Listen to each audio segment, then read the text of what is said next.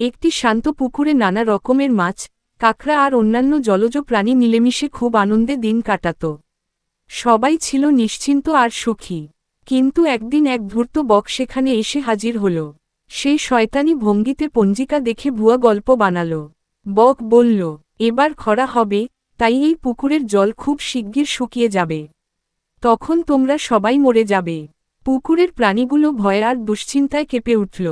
তখন বক আবার মিষ্টি গলায় বলল, চিন্তা করো না, আমি প্রতিদিন অনেক দূরে উড়ে যাই। আমার জানা আছে আরেকটা বড় গভীর জলের পুকুর আছে।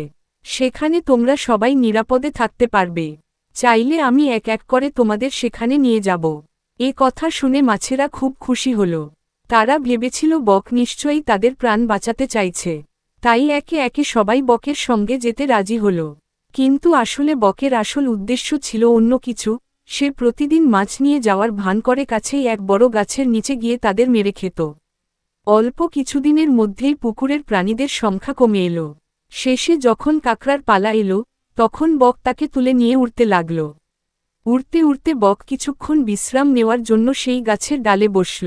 কাঁকড়া হঠাৎ নিচে তাকিয়ে দেখল, গাছতলায় ছড়িয়ে আছে মাছেদের হাড়গোড়। তখনই কাঁকড়া সব বুঝতে পারল। সে বুঝল, বক তাদের নতুন পুকুরে না নিয়ে গিয়ে আসলে প্রতারণা করে পেট ভরাচ্ছে। তাই বুদ্ধিমত্তার সঙ্গে কাঁকড়া বকের গলা জোরে আঁকড়ে ধরল। শ্বাসরোধ হয়ে বক সেখানেই মারা গেল।